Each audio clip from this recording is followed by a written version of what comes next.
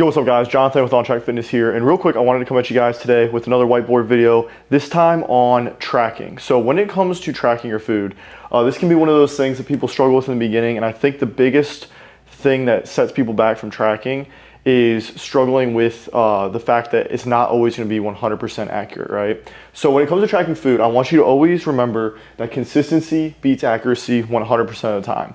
Getting your food 100% perfectly tracked is literally impossible, because even if a food label is saying something's 100 calories, it could be 105, it could be 110, it could be 120, or if you're eating out at a restaurant, they may say on the menu a burger's 700 calories, right?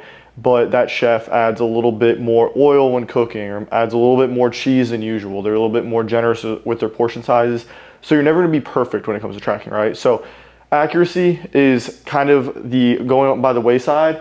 You wanna obviously be as accurate as you can within reason, but consistency is the key. You wanna track, if you're tracking, say, a chicken breast, and you track 6 ounces for a fist-sized portion, right? The next time you have that same exact portion size, you don't want to just suddenly track it as 8 ounces, because it's just not going to be consistent, right?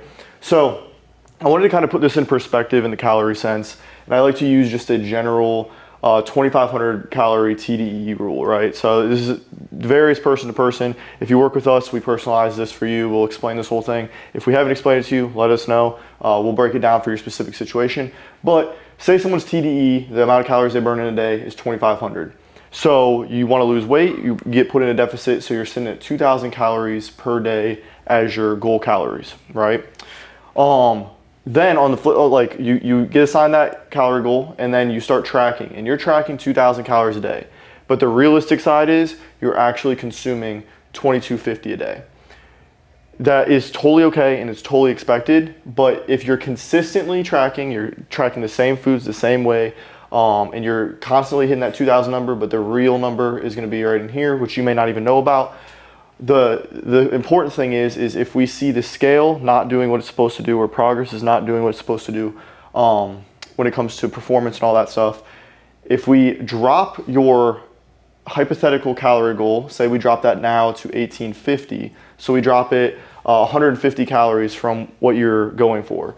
That means that you're going to be tracking now at 1,850, but you're going to also be lowering your real calories down by another 150, right? So then you're tracking at 2,100 opposed to that, and then you start seeing progress and everything starts stemming, right? So it could be on an extreme basis of, say you track everything 10x what it is, you're hitting 20,000 calories a day.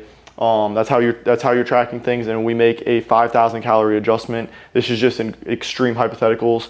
If you're staying consistent with the way you're tracking, that means you're going to be eating less food, and that will be what's contributing ultimately to your fat loss goals, right? So remember, when you're tracking, you're never going to be 100% perfect. Get as close as you can, but be consistent with everything you're doing, and then all those adjustments that we make from there will add up, and we'll dial things in to make sure progress is going according to plan, right? So just quick explanation. If this doesn't make sense, leave a comment below. DM myself or Meg if you work with us one-on-one. We're happy to break this down for your specific situation.